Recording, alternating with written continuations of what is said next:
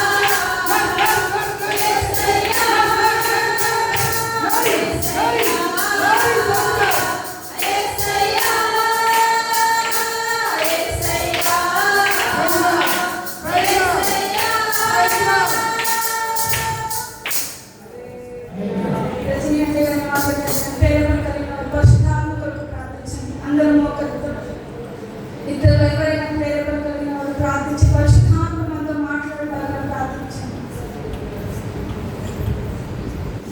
అందరం దేవుని కొరకు కనిపెట్టుకోగలము.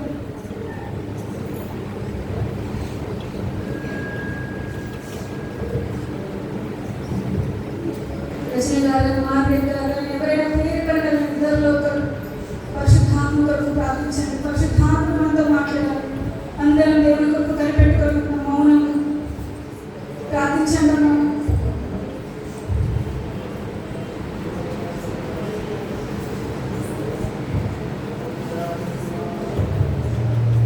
ప్రార్థనలో ఏకీభవించండి. స్తోత్రం స్తోత్రం స్తోత్రం స్తోత్రం స్తోత్రం స్తోత్రం స్తోత్రం స్తోత్రం హల్లెలూయా హల్లెలూయా హల్లెలూయా హల్లెలూయా హల్లెలూయా. సర్వాశీర్వాదాలకు కారణభూతుడైన గొప్ప రాజా ఈ పాదాలకు స్తుతి స్తోత్రాలు చెల్లిస్తున్నాను. వందనాలు వందనాలు వందనాలు ప్రభు. అయ్యా గడిచిన ప్రార్థన ప్రభు నా యొక్క ప్రార్థన జరగవచ్చు ప్రభు. మీ బిడ్డలను అందరినీ ఆయన మీ ప్రభుత్వం జ్ఞాపకం చేసుకున్నారు. అందరూ మీకు స్తోత్రాలు చేసి వందనాలు ప్రభు. ఈ యొక్క ప్రార్థన ఆరాధన ప్రభు మీరు మాకు తోడుగా ఉన్నారు ప్రభు. మీకు స్తోత్రం అయ్యారా అయ్యా మీకు స్తోత్రాలు చేసి వందనాలు ప్రభు. అయ్యా బిడ్డ నిలబెట్టుకుని ప్రభు మీకు స్తోత్రం ఆశిట్టుకో ప్రభు. ఆరాధనలో జరుగుతుండగా ప్రభు మీకు స్తోత్రం వందనాలు. చిన్న ప్రార్థన చేసుకొని వాక్య ధ్యానంలోనికి వెళ్దాం. మహాపరిశుద్ధ మహోన్నతుల సర్వోన్నతుల సర్వాధికారి నీకు స్తుతులు స్తుతులు స్తుతులు స్తోత్రం ప్రభు. గతకాలమంతా క్షేమంగా కాచి కాపాడి ఇదిగో ప్రభు ఈ పునరుద్ధాన దినంలో ఇప్పటి వరకు మీరు మమ్మల్ని నడిపించినందుకు నీకు స్తోత్రం. ఇప్పటి వరకు మేము వచ్చామంటది కేవలం నీ కృపేనైనా. ఇక ముందు కూడా మమ్మల్ని నడిపించబోయేది నీ కృపే ప్రభు. నీకు స్తోత్రం. ఇదిగో ప్రభు తులి వంటి నన్ను మీరు మరుగుపరిచి దేవా నా ద్వారా మీరు నీ బిడ్డలతో మాట్లాడి వాక్యాన్ని బోధిస్తుండగా పూరిస్తుండగా వినగల చెవులను గ్రహించుకునే హృదయాన్ని బిడ్డలకు దయచేసి మీరే తోడుగా ఉండి రక్షించమని యేసు పరిశుద్ధ నామములో వేడి కొంచెం ప్రార్థిస్తున్నాం తండ్రి. ఆమేన్.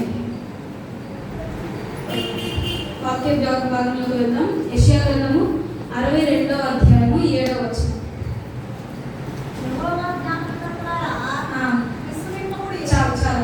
యెహోవా జ్ఞాపకర్తలారా విశ్రమింపకుడి.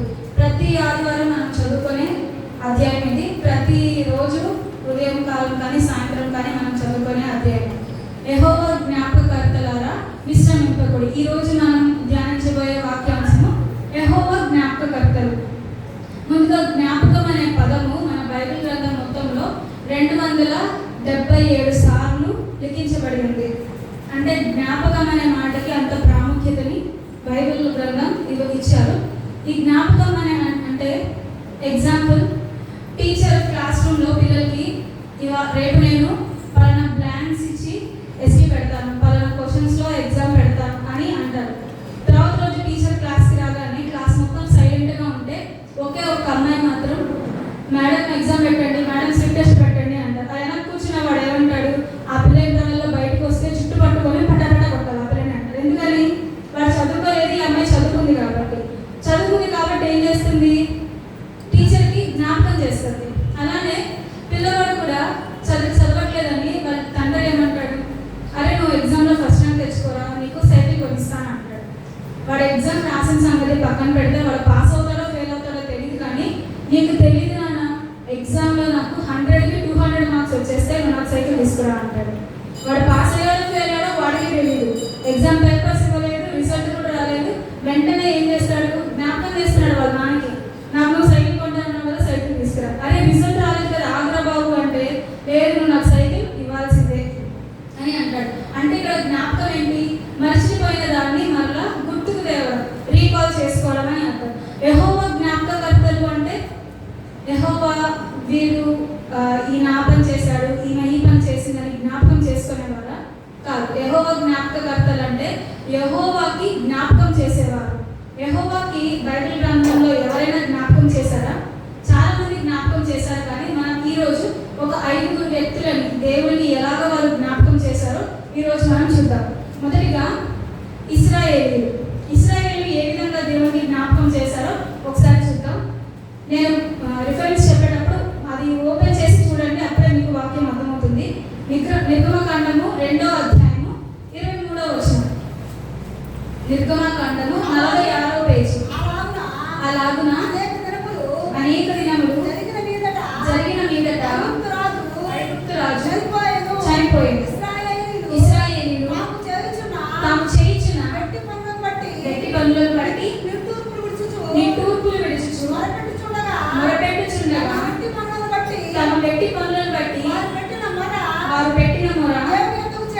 దేవుని యొద్దకు చేర్చాలి. ఇశ్రాయేలు ఎందుకని ఇక్కడ ప్రార్థన చేస్తున్నారు అంటే వారికి శ్రమ వచ్చిందంట, నిట్టూర్పు విడుస్తూ మొరపెడుతున్నారంట. ఎలాంటి పనులు చేస్తున్నారు ఇశ్రాయేలీలు? ఈజీగా ఉండే పనులు చేస్తున్నారా? సాఫ్ట్వేర్ లాగా సిస్టమ్ ఎదురు కూర్చొని ఏసీ రూమ్లో కూర్చొని పనులు చేస్తున్నారా? లేదు, కఠినమైన చాకరీ చేస్తున్నారు. ఎలాంటి పనులు అంటే అక్కడ వాళ్ళ ప్రాణం విసిగిపోయేంతగా వెట్టి పనులు చేస్తున్నారంట. మొదటి నుంచి మీరు వెట్టి పనులే చేస్తున్నారా? మొదటి నుంచి వెట్టి పనులు చేయట్లేదే. మొదటి నుంచి వెట్టి పనులు చేయట్లేదు, కానీ తర్వాత కాలం గడిచే కొద్దీ మీరు వెట్టి పనులు చేయాల్సినటువంటి అవకాశం వచ్చింది. అసలు ఇంతకుముందు వారు ఎలా బతికారంటే ఆదికాండము 47వ అధ్యాయము 6వ వచనం. ఆదికాండము 47వ అధ్యాయము 6వ వచనం. ఐగుప్తు దేశము నీ ఎదుట ఉన్నది, ఈ దేశంలోని మంచి ప్రదేశమందు నీ తండ్రిని నీ సహోదరులను నివసింపచేయుము. గోషేను దేశంలో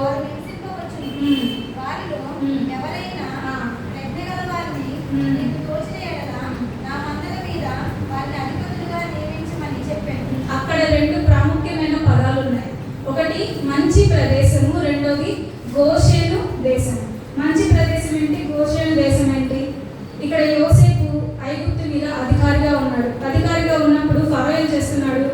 నీ కుటుంబాన్ని, నీ తండ్రిని, నీ అన్నలను, వారి కుటుంబాలను అందరినీ తీసుకొచ్చి ఈ మంచి ప్రదేశంలో గోషేను దేశంలో, అంటే ఒక మాటలో చెప్పాలంటే గోషేను దేశమే మంచి ప్రదేశం అని అర్థం. గోషేను దేశము ఐగుప్తులో కాస్ట్లీ ఏరియా. కాస్ట్లీ ఏరియా అంటే ఇప్పుడు మనకి గుంటూరులో లక్ష్మీపురం కాస్ట్లీ ఏరియా కదా, Brindavan gardens costly area, Shyamala Nagar, ఇలాగ కాస్ట్లీ ఏరియాస్ ఉంటాయి. ఎందుకని? అక్కడ వెళ్ళి మనం ఇల్లు రెంట్కి తీసుకోవాలంటే మన వల్ల అయ్యే పని కాదు. ఆ ఇంట్లో మనం రెంట్ ఉండడం కన్నా పక్కన ఒక టెంట్ వేసుకొని ఉండడం మేలు. అంత కాస్ట్లీ ఏరియా కదా. ఐగుప్తు దేశంలోనే గోషేను చాలా కాస్ట్లీ ఏరియా అంట. మరి అలాంటి దేశంలో ఇశ్రాయేలీయులు ఉన్నారు. ఎవరిని బట్టి? యోసేపుని బట్టి ఆయన యొక్క తండ్రి, కుటుంబీకులు, బంధువులు అందరూ కూడా అక్కడికి వచ్చారు. కాబట్టి ఇశ్రాయేలుకు నివాసం దొరికిందా? దొరికింది. వారికి నివాసం అనేది కాస్ట్లీ ఏరియాలో ఉంది. తర్వాత ఏమంటున్నారు? అందులో ప్రజ్ఞ గల వారికి ఉద్యోగాలు కూడా ఇవ్వు అని యోసేపుతో ఫరో చెప్తున్నాడు. ప్రజ్ఞ గల వారు ఎందుకు ఉండరు? దేవుడు జ్ఞానం ఇచ్చాడు కదా ఇశ్రాయేలుకి. సో వారికి ఇచ్చిన జ్ఞానం బట్టి వారు ఉద్యోగాల్లో కూడా ఉన్నారు. సో నివాసం ఉంది, ఉద్యోగం కూడా ఉంది. అలాగే 47వ వచనంలోనే 47వ అధ్యాయం 12వ వచనం. మరియు యోసేపు తన తండ్రిని, తన సహోదరులను, తన తండ్రి కుటుంబపు వారిని అందరినీ వారి వారి పిల్లల లెక్క చొప్పున వారికి ఆహారం ఇచ్చి సంరక్షించాను. ఇంకా ఏం దొరికింది? వీళ్ళకి ఆహారం కూడా దొరికింది. సో ఏ మనిషి అయినా ఈ లోకంలో జీవించడానికి, నివసించడానికి ప్రాముఖ్యంగా కావాల్సిన 3 విషయాలు ఏంటి? నివాసం, ఉద్యోగం, ఆహారం. ఈ 3 ఉంటే పక్కన వాళ్ళ తలెత్తి కూడా చూడు. ఒక 5 రూపాయల దానం కూడా ఎవరికి చేయరు కదా. ఈ 3 వీరికి సమృద్ధిగా ఉన్నాయి. సో చక్కగా నివాసం ఉంది, ఆహారం ఉంది, చేసుకోవడానికి ఉద్యోగం ఉంది, తింటున్నారు, పుష్టిగా బలంగా ఉంటున్నారు. మరి ఇలాగ ఉంటున్నప్పుడు వెట్టి పనులు చేయాల్సినంత అవసరం ఏమొచ్చింది? ఇందాక లూకాసు వార్త 17:17 మనం చూసాం కదా. 9 మంది ఎక్కడున్నారు అని యేసుప్రభు అడుగుతున్నారు. ఎందుకని? కృతజ్ఞత లేదు వారికి. ఇశ్రాయేలీయులు కూడా కృతజ్ఞత లేదు, దేవుడిని మర్చిపోయారు. అరే దేవుడే కదా ఇక్కడికి తీసుకొచ్చింది, మనకి ఇంత అవకాశం ఇచ్చింది, ఇంత భాగ్యం ఇచ్చింది దేవుడే కదా అని మర్చిపోయారు. మర్చిపోయి నా కుమారుడు బట్టి నేను ఇక్కడికి వచ్చాము, నా కుటుంబీకులను బట్టి ఇక్కడికి వచ్చామని తింటున్నారు, ఉద్యోగం చేసుకుంటున్నారు, పిల్లల్ని కంటూ సంతోషంగా జీవిస్తున్నారు, కానీ దేవుణ్ణి మర్చిపోయారు. మనం కూడా మనకి కష్టమైన స్థితిలోనే కాకుండా అన్ని సమృద్ధిగా ఉన్నప్పుడు కూడా దేవుని యొద్దకు మనము రావాలని ఆయన ఆశపడుతున్నాడు. కాబట్టి దేవుడు ఏం చేశాడంటే వారిని మర్చిపోయాడు, ఇశ్రాయేలుని వదిలేశాడు. వదిలేస్తే వారు వెట్టి పనులు చేస్తున్నారంట. ఎలా వదిలేశాడు దేవుడు? నిర్గమకాండము 1వ అధ్యాయము 8వ వచనం. నిర్గమకాండం 1వ అధ్యాయం 8వ వచనం. అప్పుడు యోసేపుని ఎరుగని కొత్త రాజు ఐగుప్తుని ఏలన ఆరంభించాడంట. అక్కడ ఒక మాట మీరు అండర్లైన్ చేసుకోవాలి. యోసేపుని ఎరుగని కొత్త రాజు. యోసేపు చాలా మంచి కార్యాలే చేస్తుంటాడు కదా ఐగుప్తులో. చేశాడా లేదా? చేశాడు. కళలు కన్నాడు, కళలు భావాలు చెప్పాడు, అలానే కరువు రాబోతుందని చెప్పి కట్టాలు కట్టించి ధాన్యాన్ని కూడా సమకూర్చాడు. ఇలాగ చేసినప్పుడు మనం ఎస్తేరు గ్రంథంలో చూస్తాము. రాజ గ్రంథంలో వారు చేసిన మంచి పనులు, మొదటగా చేసిన మంచి పనులు రాజ గ్రంథంలో లిఖించబడి ఉన్నాయి కదా. మరి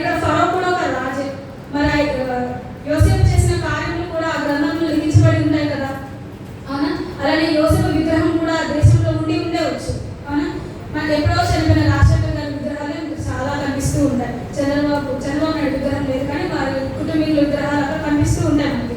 సో అలా యోసేపే అంత గొప్ప కార్యాలు చేసినప్పుడు ఆయన విగ్రహం కూడా ఉండి ఉండవచ్చు. ఆయన గురించి రాజ శాసనాల్లో కూడా రాయబడి ఉండవచ్చు. ఎవరైనా కొత్త రాజు వచ్చినప్పుడు పాత చరిత్ర అంతా చెప్తారు. ఇలాగా ఈ రాజు పరిపాలించాడు, ఇలాగ ఈ రాజు రాజ్యాన్ని ఏలాడు, ఇలాగ ప్రజలున్నారు, ఇలాంటి కార్యాలు రాజ్యాల్లో జరిగాయని కొత్త రాజుకి ఇవన్నీ చెప్తూ ఉంటారు. మరి యోసేపు ఎరుగని కొత్త రాజు అంటే ఎందుకు ఎరగని రాజు వచ్చాడు అంటే దేవుడే ఎరగకుండా చేశాడంట. దేవుడే యోసేపుని అతని కుటుంబీకులందరినీ కనుమరుగు చేసేశాడు. ఎందుకని? కేవలం వారి కృతజ్ఞత లేకుండా జీవించారు. 9వ వచనం నిర్గమకాండము, అతడు తన జనులతో ఇట్లనే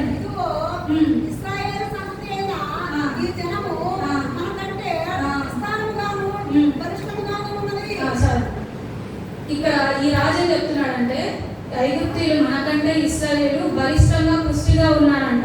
చంద్రబాబు నాయుడు గారి కుటుంబీకులు అందరూ కూడా అయ్యో 10 రోజుల నుంచి ఆహారం లేక అలమటిస్తున్నారు, ఉపవాసాలు ఉంటున్నారు. వారిని ఎవరైనా చెప్పుకుంటారా? ఫోన్లో ఎక్కడైనా మనకు కనిపిస్తుందా? న్యూస్ పేపర్ ఆర్టికల్ ఎక్కడైనా వస్తుందా? రాదు. ఎందుకని? చంద్రబాబు నాయుడు ఒక అధికారి కుటుంబీకులు అందరూ ఎలా ఉంటారు? సమృద్ధిగా జీవిస్తారు. అలానే యోసేపు కుటుంబీకులు కూడా పుష్టిగా ఆరోగ్యంగా ఉంటారు. అలాగా వారు తిని సంతోషంతో ఆరోగ్యంగా ఉన్నారు కాబట్టి వారి యొక్క బలము ఐగుప్తీయుల బలము కంటే అధికంగా ఉందంట. వీరు కనుక యుద్ధం జరిగినప్పుడు ఈ ఇశ్రాయేలీయులు కూడా మన శత్రువు సైన్యంతో కలిసిపోయి మనకు విరోధంగా మారుతారేమో అని ఈ కొత్తగా వచ్చిన రాజు ఏం చేస్తున్నాడు? వెట్టి పనులు అధికంగా పెడుతున్నాడంట. బంక మట్టిలో పనులు పెట్టడము, ఇటుకలు చేయడము, ఇలాంటివి కొత్త పనులు పెడుతున్నప్పుడు వారి ప్రాణములు విసిగిపోయాయని 1వ అధ్యాయము 14వ వచనంలో చివరి మాట అదే, ప్రాణము విసిగించిరి. అలా ప్రాణము విసిగినప్పుడు వీరేం చేస్తున్నారు? ఇందాక మొదట్లో మనం చదువుకున్నాం 2వ అధ్యాయము 23వ వచనం. నిట్టూర్పులు విడుస్తూ దేవునికి మొరపెట్టారంట. నిట్టూర్పు అంటే ఇక నా వల్ల కాదయ్యా, ఇంకేది జరిగినా మీరే నాకు చేయాలని ఆశలన్నీ కోల్పోయి దేవుని యొద్ద మొరపెట్టడం. మొర అంటే మారం చేయడం, నాకు అది కావాల్సిందే అని దేవుని బ్రతిమలాడడం. ఇలా నిట్టూర్పులు విడుస్తూ దేవుని ప్రార్థిస్తున్నప్పుడు 24వ వచనం చూడండి, 2వ అధ్యాయం 24వ వచనం. కాగా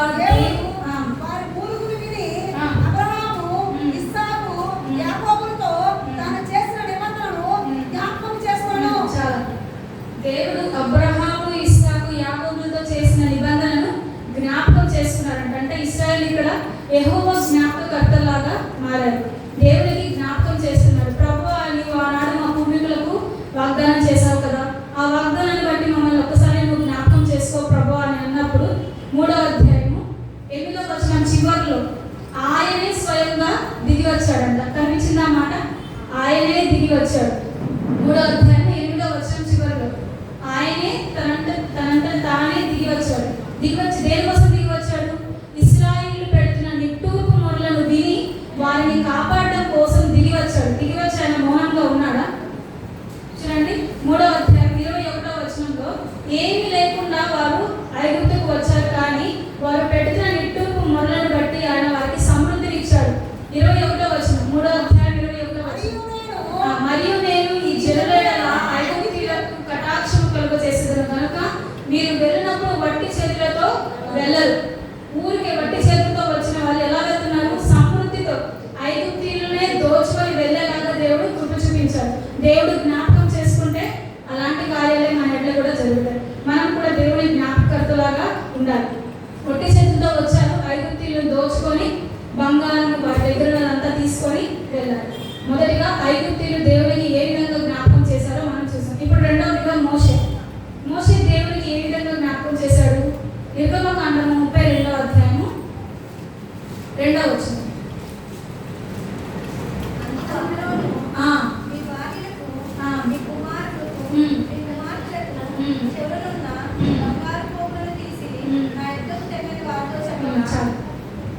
ఇక్కడ అహరోను ఏం చేస్తున్నాడంటే మీ భార్యలకు, కుమారులకు, కుమార్తెలకు, ఎవరెవరికి ఉన్నాయి చెవులకి బంగారు పోగులు?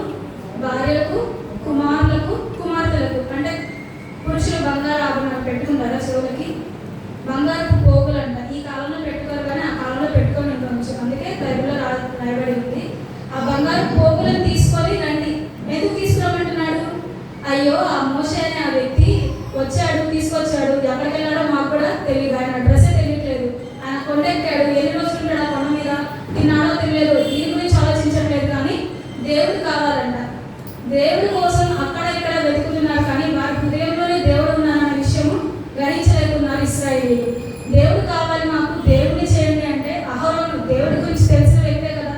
అహరోను ఏమంటున్నాడు, అక్కడ దోచుకొని వచ్చారే బంగారం, అది తీసుకురండి, నేను మీకు ఒక ఏం చేశాడు, దూడని చేశాడంట. దూడని చేసి దాన్ని పోత పోసిన దూడని చేశాడు. చేసుకొని అంటే పోత పోయడానికి ఒక మెటీరియల్ అనేది ఉండాలి కదా, అచ్చు రావాలి అంటే దానికి సంబంధించిన మెటీరియల్ ఉండాలి. అంటే ఐగుప్తు నుంచి వాళ్ళు వచ్చినప్పుడు దాన్ని కూడా తెచ్చుకొని ఉండొచ్చు.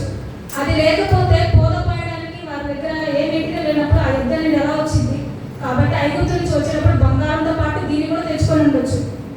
సో యుద్ధం చేసుకొని ఏమంటున్నాడు, ఓ ఇశ్రాయేలు, ఐగుప్తు నుంచి నిన్ను విడిపించిన యెహోవా ఇదే.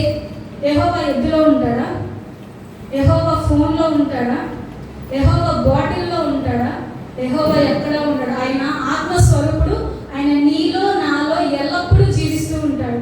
కాబట్టి దేవుని కోసం అటు వేలు వెతకడం, ఇటు వేలు వెతకడం, వాళ్ళు ప్రార్థన చేస్తే జరుగుతుంది, వీళ్ళు ప్రార్థన చేస్తే జరుగుతుంది, ఇవన్నీ వేస్ట్ ఆఫ్ టైం. ఆ టైంలో నువ్వు మోకరించి ప్రభు నన్ను స్వస్థపరచు, నాకు సహాయం చేయని అడిగినప్పుడు నీలోనే ఉన్నాడు కదా దేవుడు, నీకెందుకు సహాయం చేయడు? నువ్వు ప్రార్థన చేస్తే దేవుడు వినడా? ఖచ్చితంగా వింటాడు కదా.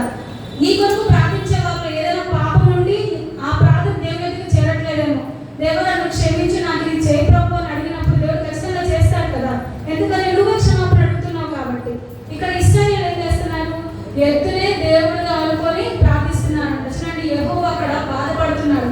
బాధపడి మోషేకి కంప్లైంట్ చేస్తున్నారు. నార్మల్గా ఏం జరగాలి, మోషేనే ఇశ్రాయేలు గురించి దేవుడికి కంప్లైంట్ చేయాలి కదా. కానీ ఇక్కడ యెహోవానే మోషేకి కంప్లైంట్ చేస్తున్నారు. చూడు, నా బిడ్డలు నేను అక్కడి నుంచి తీసుకొస్తే వారు ఇలాగ చేస్తున్నారు అని మోషే కంప్లైంట్ చేస్తున్నారు. చూడండి 32వ అధ్యాయము నిర్గమకాండము 8వ వచనం. నేను వారిని నియమించిన త్రోవ నుండి త్వరగా తొలగిపోయి. ఎలా తొలగిపోయారు? త్వరగా అంటే మొన్నే కదా వారిని ఐగుప్తు నుంచి విడుదల చేశాను, అప్పుడే వెంటనే దారి తప్పిపోయారు అని బాధపడుతూ, అరే ఇలాంటి వారిన నేను విడిపించింది, ఇలాంటి వారిగా నేను విడుదల కలగజేసింది, ఇలాంటి వారిని నేను సమృద్ధి ఇచ్చింది అని దేవుడు బాధపడుతూ ఏమంటున్నాడు, తమ కొరకు పోక పోసిన దూడను చేసుకొని దానికి సాగిలపడి బలి అర్పించి, ఓయి ఇశ్రాయేలు, ఐగుప్తు దేశం నుండి నిన్ను రప్పించిన నీ దేవుడు ఇదే అని చెప్పుకుంటున్నారంట. అలా చెప్పుకుంటున్నారు. మోషే, నువ్వు పక్కకు జరిగితే నేను వాళ్ళందరినీ నాశనం చేస్తాను, ఆకాశం నుంచి అగ్ని పంపించి వాళ్ళని దహించి వేస్తాను, ఆ తర్వాత నీ ద్వారా నేను అనేక మందిని తీసుకువస్తాను ఆయన అంటుంటే మోషే ఏం చేస్తున్నాడు తెలివిగా, సరే ప్రభువా, వెళ్ళి నా భార్యతో ఉంటాను, నా కుమారుడు కూడా ఉన్నాడు, వాడిని స్కూల్కి పంపించుకోవాలి, ఫీజులు కట్టుకోవాలి, ఇలా చెప్తున్నారా? అలా చెప్పట్లేదు. ఏమంటున్నాడు, ప్రభువా, నువ్వు అబ్రహాము, ఇస్సాకు, యాకోబుకు వాగ్దానం చేసావు కదా, నీ బిడ్డలు ఐగుప్తు నుంచి అరణ్యంలో మరణించాలన్న మాట నీకు అవమానాన్ని తెస్తుంది. కాబట్టి ఒక్కసారి ఆ వాగ్దానాన్ని జ్ఞాపకం చేసుకోమన్నప్పుడు దేవుడు జ్ఞాపకం చేసుకుంటాడు. 14వ వచనం చూడండి. అంతటా యెహోవా తన ప్రజలకు చేసినని చెప్పిన కీడును గురించి సంతాపపడ్డాడంట, బాధపడ్డాడు.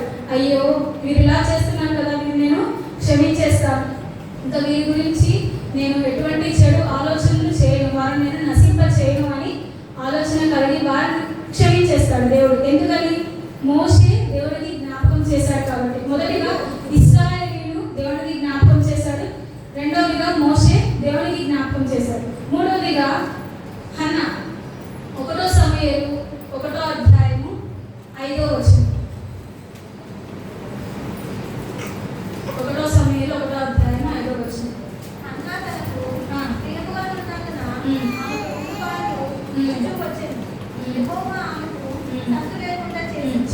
ఇక్కడ ఎల్కానా అనే ఒక వ్యక్తి మనకు కనిపిస్తాడు. ఆయనకి 2 భార్యలు ఉన్నారు. ఒక వ్యక్తినే కదా పెళ్లి చేసుకోవాల్సింది, ఇద్దరిని చేసుకున్నాడు. ఎందుకైనా ఈ కాలంలో చేసుకోకూడదు కానీ అప్పుడు ఎంతమందిని చేసుకున్నా యాక్సెప్ట్ చేస్తారు. ఈయనకి 2 భార్యలు ఉన్నారంట. ఒక ఆమె పేరేమో హన్నా, ఇంకొక ఆమె పేరు పెనిన్నా. పెనిన్నాకి పిల్లలు ఉన్నారు కానీ హన్నాకి పిల్లలు లేరు. యెహోవాయే సంతు లేకుండా చేశాడు, అంటే పిల్లలు లేకుండా చేశాడంట. 11వ వచనంలో హన్నా ప్రార్థిస్తుంది, సైన్యములకు అధిపతి యెహోవా, నీ సేవకురాలైన నాకు కలిగిన శ్రమను చూసి నీ సేవకురాలైన నన్ను మరొక జ్ఞాపకం చేసుకొను అని చెప్తుంది. దేవా, నేను ఎంతో శ్రమలో ఉన్నాను, బాధలో ఉన్నాను. ప్రతి ఒక్కరూ పిల్లలు లేకపోతే గొడ్రాలని తిరుగుతూనే ఉంటారు కదా. కేరళ ప్రాంతంలో అయితే పిల్లలు లేకపోతే వారిని ఏ ఫంక్షన్కి కూడా పిలవరు. పిల్లలు లేకపోతే కనీసం బయట అడుగుపెట్టడానికి కూడా వీల్లేదు. పిల్లలు లేకపోతే ఏదో పెద్ద తప్పు చేసినట్టు, ఘోరమైన పాపం చేసినట్లు అలాగా కేరళ ప్రాంతంలో అలా చూస్తారు. అక్కడ పిల్లలు అనేది ఎంతో ప్రాముఖ్యం. అలానే హన్న కూడా పిల్లలు లేక ఎంతో బాధపడుతుంది. ఇక్కడ దేవునికి ఏమని ప్రార్థిస్తుంది హన్న? నాకు పిల్లలు లేదయ్యా, నేను చాలా బాధలో ఉన్నాను, శ్రమలో ఉన్నాను, ఒకసారి జ్ఞాపకం చేసుకోవా అని అడుగుతుంది. ఎందుకు దేవుని జ్ఞాపకం చేసుకోమంది? ఎందుకంటే హన్న గ్రహించింది దేవుడే నాకు పిల్లలు లేకుండా చేశారు అని హన్న గ్రహించింది. కాబట్టి నన్ను జ్ఞాపకం చేసుకో ప్రభువా అని వెంటనే ఏమడుగుతుంది? ఒక మగ పిల్లవాడిని ఇస్తే, స్పష్టంగా అడుగుతుంది, మగ పిల్లవాడిని ఇస్తే నీ సేవకి ఇచ్చేస్తా, నీ కొరకే వాడు జీవించేలాగా చేస్తా, వాడి తల మీదకి క్షౌరపు కత్తిని కూడా నేను రానివ్వను అని చెప్తుంది. ఈరోజు మీరు కూడా దేవుని దగ్గర ఏమడిగినా సూటిగా స్పష్టంగా అడగండి. అన్న ఏ విధంగా అడిగింది? స్పష్టంగా అలాగా సూటిగా అడిగినప్పుడు మనం కూడా కార్యాలు పొందుకుంటాం. దేవుడు అన్న గర్భాన్ని తెరిచాడు. అన్నకి గర్భఫలాన్ని దయచేసి బైబిల్లోనే గొప్ప ప్రవక్తల్లో ఒక్కరైన సమూయేలుని ఆమె గర్భం ద్వారా దేవుడు తీసుకువచ్చాడు. దేవుడు హన్నాని కూడా జ్ఞాపకం చేసుకున్నాడు. యెషయా గ్రంథము 66వ అధ్యాయం 9వ వచనం. యెషయా 66:9. నేను ప్రసవ వేదన కలుగు చేసి కనిపింపగా మానెదనా అని యెహోవా అడుగుచున్నాడు. పుట్టించువాడనైన నేను గర్భమును మూసెదనా అని నీ దేవుడు అడుగుచున్నాడు. ఈరోజు చాలా మంది పిల్లల కోసం ఎదురు చూస్తూ ఉంటారు కదా. వాళ్ళ కుమార్తె గర్భం కోసం కానీ, వారి గర్భఫలం కోసం కానీ, కోడల గర్భఫలం కోసం కానీ దేవుడు ఇక్కడ ఈ వాగ్దానం నీతోనే చేస్తున్నాడు. నేను పిల్లల్ని కలుగ చేసి కనిపించుకుంటూ ఉంటానా? నెప్పులు పుట్టినప్పుడు వాటిని బయటికి తీసుకురాకుండా నేను ఉంటానా? నాకు అసాధ్యమైనది ఏదైనా ఉందా అని దేవుడు అడుగుతున్నాడు.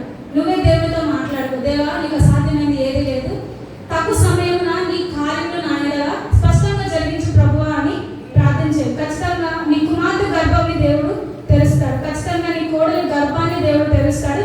నీ ఒడిలో దేవుడు చక్కని బహుమానాన్ని ఆయన ఉంచుతాడు. అలానే 4వదిగా హిజ్కియా దేవుడికి జ్ఞాపకం చేస్తున్నాడు. 2వ రాజులు 20వ అధ్యాయము 3వ వచనం. 2వ రాజులు 20వ అధ్యాయము 3వ వచనం. యెహోవా యథార్థ హృదయుడనై సత్యముతో నీ సన్నిధిని నేనెట్లు నడుచుకుంటునో, నీ దృష్టికి అనుకూలంగా సమస్తము నేనెట్లు జరిగించుతునో కృపతో జ్ఞాపకము చేసుకోమని హిజ్కియా కన్నీరు విడుచుచు యెహోవాను ప్రార్థించెను. యథార్థ హృదయంగా ప్రవర్తించాడంట. ఏం చేశాడు హిజ్కియా అసలు యథార్థంగా ప్రవర్తించడానికి అంటే 18వ అధ్యాయము 3వ వచనం నుంచి 6వ వచనం వరకు ఆయన చేసిన కార్యాలు అక్కడ కనిపిస్తాయి. చూడండి, 18వ అధ్యాయం 2వ రాజులు 18, 3 నుంచి 6 వరకు. తన పితరుడైన దావీదు చేసినట్లు అతడు యెహోవా దృష్టికి పూర్ణముగా నీతిని అనుసరించెను. ఉన్నత స్థలములను కొట్టివేసి విగ్రహములను పడగొట్టి దేవతా స్తంభములను పడగొట్టి మోషే చేసిన ఇత్తడి సర్పమును చిన్నాభిన్నములుగా చేసి దానికి ఇశ్రాయేలు నెహుష్టాను పేరు పెట్టి దానికి ధూపము వేయించు వచ్చి ఉంది. ఇక్కడ హిజ్కియా ఏం చేశాడంటే దేవుని ఎదుట యథార్థంగా ప్రవర్తించాడంట. నెహుష్టాను పేరు కనిపించిందా బైబిల్లో మీకు? ఇప్పుడు నెహుష్టాను అంటే హెబ్రూలో నెహుష్టాన్ అని అర్థం. అంటే ఇత్తడి ముక్క లేదా సర్పం. ఆనాడు ఇశ్రాయేలులకు పాము కరిచినప్పుడు వారు ప్రభువా, దేవా, కాపాడయ్యా, మమ్మల్ని స్వస్థపరచు ప్రభువా అని ప్రార్థన చేస్తూ ఉంటే దేవుడు మోషేతో ఏం చెప్తాడు? నువ్వు ఇత్తడి సర్పాన్ని ఒకటి చేసి శిలువ మీద వేలాడదు. ఎవరైతే ఆ శిలువను చూస్తారో, ఆ పామును చూస్తారో వాళ్ళు బ్రతుకుతారు అని దేవుడు చెప్తాడు మోషేతో. మోషే వెంటనే అదే విధంగా చేస్తాడు. చేసిన తర్వాత స్వస్థత పొందిన వారు స్వస్థత పొందారు. మీరేం చేస్తున్నారు? స్వస్థపరిచిన దేవుడిని వదిలేసి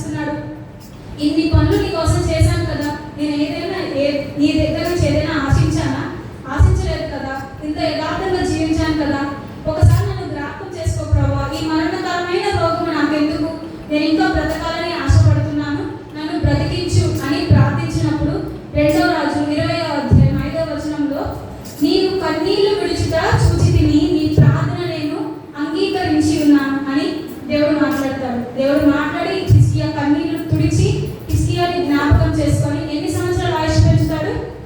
15 సంవత్సరాలు ఆయుష్ పెంచుతాడు. కాబట్టి మొదటిగా ఇశ్రాయేలును దేవుడు జ్ఞాపకం చేసుకున్నాడు, రెండవదిగా మోషేను జ్ఞాపకం చేసుకున్నాడు, 3 హన్నాని జ్ఞాపకం చేసుకున్నాడు, 4 హిజ్కియాని జ్ఞాపకం చేసుకున్నాడు. మరొక వ్యక్తి ఉన్నాడు, ఆయన నెహెమ్యా. నెహెమ్యా 13వ అధ్యాయము, ఎజ్రా తర్వాత ఉంటుంది నెహెమ్యా. 13వ అధ్యాయం చివరి అధ్యాయం నెహెమ్యాలో 14, 22, 31 వచనాలు నేను చదువుతాను వినండి. 13వ వచనంలో 14వ వచనం, 13వ అధ్యాయం 14వ వచనం, నా దేవా ఈ విషయంలో నన్ను జ్ఞాపకం ఉంచుకొని నా దేవుని మందిరమునకు దాని ఆచారములు జరుగుబాటునకు నేను చేసిన ఉపకారములను మరువకుండును. అలానే 22వ వచనంలో అప్పుడు తమను తాము పవిత్రపరచుకొనవలెనని విశ్రాంతి దినమును ఆచరించుటకు వచ్చి గుమ్మములను కాచుకొనవలెనని లేవీయులకు నేను ఆజ్ఞాపించితిని. నా దేవా ఇందును గూర్చి నన్ను జ్ఞాపకం ఉంచుకొని నీ కృపాతిశయము చొప్పున నన్ను రక్షించును. అలానే 31వ వచనం, మరియు కావలసి వచ్చినప్పుడెల్లా కట్టెల అర్పణకు ప్రథమ ఫలములను తీసుకొని వచ్చినట్లుగా నేను నియమించితిని. నా దేవా మేలుగా నన్ను జ్ఞాపకం ఉంచుకోను. ఇక్కడ రిపీటెడ్గా నెహెమ్యా ఒకే మాట అంటున్నాడు, ఏంటది? జ్ఞాపకం ఉంచుకో, జ్ఞాపకం ఉంచుకో, జ్ఞాపకం ఉంచుకో. ఎందుకు జ్ఞాపకం చేసుకోవాలి నెహెమ్యాని? ఏం చేశాడు ఆయన? మొదటిగా మందిరంలో కావాల్సిన వస్తువులను సమకూర్చాడంట. నేను ఈ మందిరంలో కావాల్సిన వస్తువులు సమకూర్చాను కదా, నన్ను జ్ఞాపకం చేసుకో ప్రభువా అని చెప్పాడు. రెండవదిగా ఎందుకు జ్ఞాపకం చేసుకోమంటున్నాడు? లేవీయులు అంటే యాజకులు ఏ ఏ పనులు చేయాలి మందిరంలో అనే విషయాలు నేను వారికి బోధించాను, కాబట్టి నన్ను నువ్వు జ్ఞాపకం చేసుకోమంటున్నాడు. మూడవదిగా దేవునికి చెందవలసిన అర్పణలను, బలులను, దహన బలులను ఎలాగ సమర్పించాలి అనేది నెహెమ్యా అక్కడ చెప్పాడంట. అందుకని ఈ విషయం బట్టి కూడా నన్ను జ్ఞాపకం చేసుకోమని చెప్తున్నాడు. ఈ 3 విషయాలైనా నెహెమ్యా చేసింది. ఇంకా ఏదో ఒక ప్రాముఖ్యమైన విషయం జరిగింది అక్కడ. ఏం చేసి ఉంటాడు నెహెమ్యా? ఎవరైనా చెప్పచ్చు. యెరూషలేము యొక్క గోడల్ని కట్టాడంట. ఎలాగా? నెహెమ్యా 1వ అధ్యాయం 3వ వచనం చూడండి. వారు చెరపట్టబడిన వారిలో శేషించిన వారు ఆ దేశంలో బహుగా శ్రమను నిందను పొందుచున్నారు. మరియు యెరూషలేము యొక్క ప్రాకారం పరద్రోయబడినది, దాని గుమ్మములు అగ్ని చేత కాల్చబడినవని వారితో చెప్పారు. ఇక్కడ నెహెమ్యా ఎద్దకు కొంతమంది వ్యక్తులు వస్తారు. వారు యూదులు వచ్చి ఏమని చెప్తారంటే, అయ్యో నెహెమ్యా గారు, యూదులందరినీ చెరలోకి తీసుకెళ్ళిపోయారండి, యెరూషలేము ప్రాకారాలన్నీ అంటే గోడలు అన్నీ కూలిపోయాయి, యెరూషలేముని అగ్నితో కాల్చివేశారు, చాలా నష్టం జరిగిపోయిందండి, దేవుడి నామానికి అవమానకరం అండి అని చెప్తుంటే నెహెమ్యా బాధపడుతున్నాడంట. దేని విషయమై బాధపడుతున్నాడు? యెరూషలేము గోడలు కూలిపోయాయి, పడగొట్టబడ్డాయి అని ఎంతో వేదనతో ప్రార్థించడం మొదలు పెట్టాడంట. ఏ నెలలో ప్రార్థించి ఉంటాడు నెహెమ్యా? అక్కడే ఉంది, 1వ అధ్యాయం 1వ వచనంలోనే ఉంది. హతల్యా కుమారుడైన నెహెమ్యా యొక్క చర్యలు 20వ సంవత్సరంలో కిస్లేపు మాసమున. కిస్లేపు అంటే నమ్మకం లేదా ఆశ్రయం అని అర్థం. కిస్లేపు అంటే నమ్మకము లేదా ఆశ్రయం అని అర్థము. హిబ్రూలో ఇది 9వ నెల. హిబ్రూలో దీన్ని 9వ నెలగా వారు పరిగణిస్తారు. ఈ 9వ నెలలో వాళ్ళు ఏం చేస్తారంటే హనుక్కా అనే పండుగ చేసుకుంటారంట. ఈ పండుగలో యూదులు దీపాలు పెట్టుకొని విగ్రహాలకు ఆరాధన చేస్తూ ఉంటారు. ఈ పండుగని కిస్లేపు మాసంలో జరుగుతుంది. అంటే మన భాషలో చెప్పాలంటే మనకి ఇది సెప్టెంబర్ నుంచి డిసెంబర్ వరకు అని అర్థం. కిస్లేపు మాసం అంటే మన క్యాలెండర్ ప్రకారం సెప్టెంబర్ నుంచి డిసెంబర్ వరకు. అలానే ఎప్పటి వరకు ప్రార్థన చేశాడు?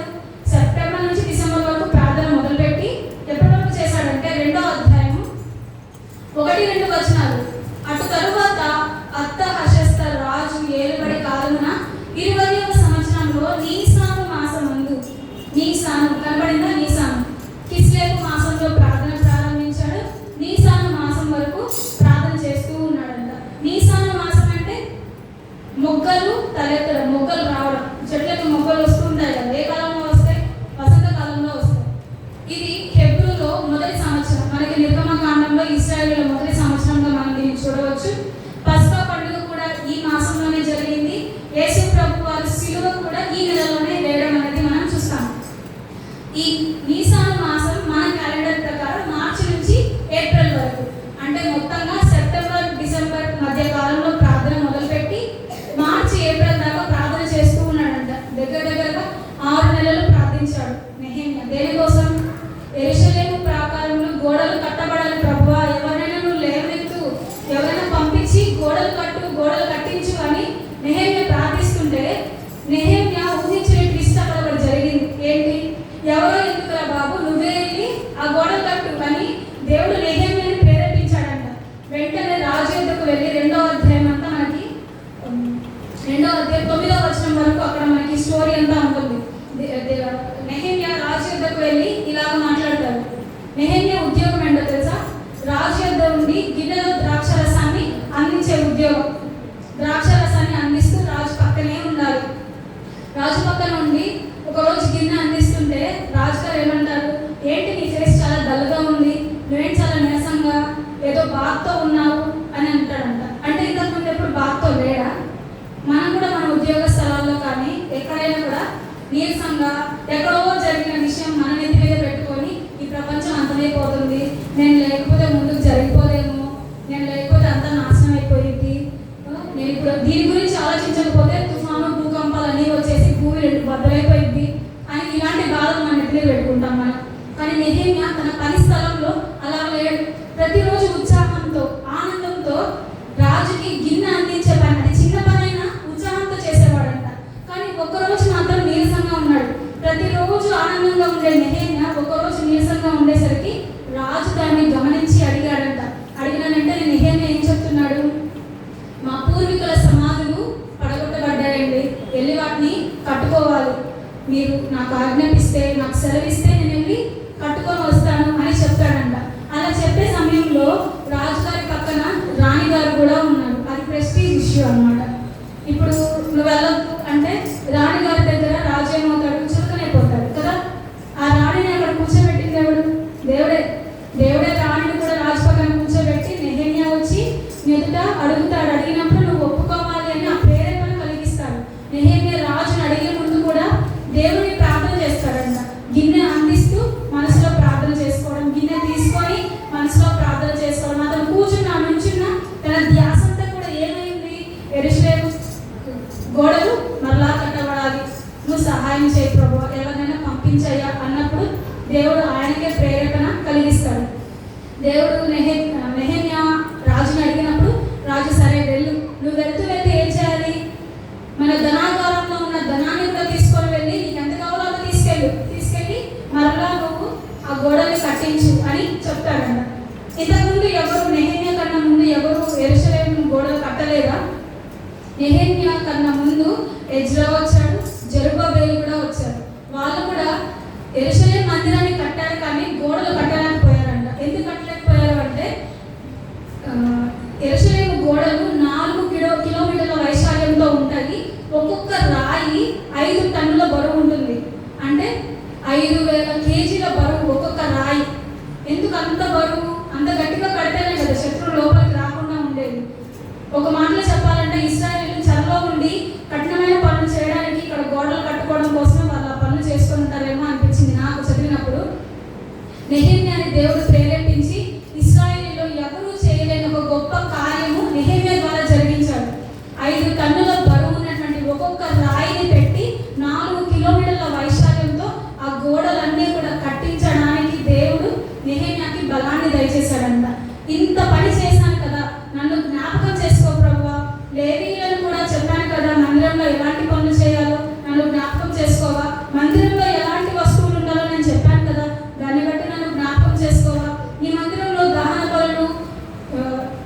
బలులు అర్పించాలి కదా, అవి నేను తెలియజేశాను కదా, దాన్ని బట్టి నన్ను జ్ఞాపకం చేసుకోవు అని అన్నప్పుడు దేవుడు ఖచ్చితంగా నెహెమ్యాని జ్ఞాపకం చేసుకున్నాడు. గిన్నె అందించే స్థితి నుంచి నెహెమ్యా గవర్నర్ స్టేజ్ వరకు దేవుడు నెహెమ్యా వెళ్ళడానికి కృప చూపించాడంట. సో మొదటిగా ఇశ్రాయేల్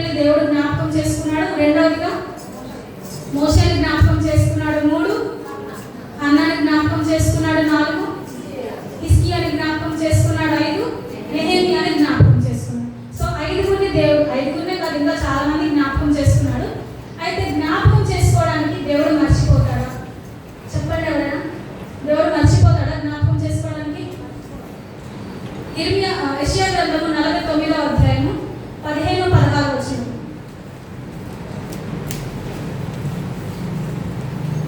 49వ అధ్యాయము 15-16. స్త్రీ తన గర్భమున పుట్టిన బిడ్డను కరుణింపకుండా తన చంటి పిల్లను మరచిన వారైనా మరచుదురు, కానీ నేను నిన్ను మరువను. చూడుము, నా అరచేతుల మీదనే నిన్ను చెక్కి ఉన్నాను. ఎక్కడ చెప్పుకున్నాడంట దేవుడు? అరచేతుల్లో చెప్పుకున్నాడంట. చెప్పుకోవడం అంటే ఏదైనా ఒక ఇంపార్టెంట్ విషయం మనం ఎవరికైనా చెప్పాలన్నా లేకపోతే చేయాలన్నా పేపర్ బుక్ లేనప్పుడు ఎక్కడ రాసుకుంటాం? చేతి మీద రాసుకుంటాం. ఎందుకని? చేతితో మనం చాలా పనులు చేస్తూ ఉంటాం కాబట్టి ఒకసారి కాకపోయినా తర్వాత మనకి ఆ చేతి మీద ఏం రాసుకున్నాం అనేది గుర్తొస్తుంది, జ్ఞాపకం వస్తుంది. కాబట్టి దేవుడు పెన్నుతోనో పెన్సిల్తోనో మార్కర్తోనో రాసుకోలేదు, కానీ ఆయన చేతి మీద మనల్ని చెప్పుకున్నాడంట. నేను మరలా దేవుని చేతిలో ఏలు పెడితేనే కానీ ఆయనని నమ్మను, ఆయన దేవుడని నమ్మను, ఆయన తిరిగి వచ్చాడని నమ్మనని ఒక వ్యక్తి అన్నాడు. కొత్త నిబంధనలు ఎవరైనా? తోమా. నేను మరలా దేవుని గాయంలో ఏలు పెడితేనే కానీ నమ్మనని చెప్పాడు. దేవుడు వచ్చాడు. తోమా వచ్చి నా అరచేతుల్లో వేలు పెట్టి చూడు అన్నప్పుడు తోమా వెళ్తాడు. వేలు పెట్టి ఏమంటాడు? వెంటనే ప్రభువా నా దేవా అంటాడు. వెంటనే తోమాకు తెలిసిపోయింది, దేవుని దృష్టిలో నా స్థానం ఎంతో గొప్పది అని. దేవుని చేతిలో అరచేతిలో వేలు పెట్టినప్పుడు ఆయనకి అర్థమైపోయింది మన స్థానం కూడా ఎంతో గొప్పది. మనం ఎక్కడ ఉన్నాం అసలు దేవుని దృష్టిలో అంటే నిర్గమకాండము 28వ అధ్యాయము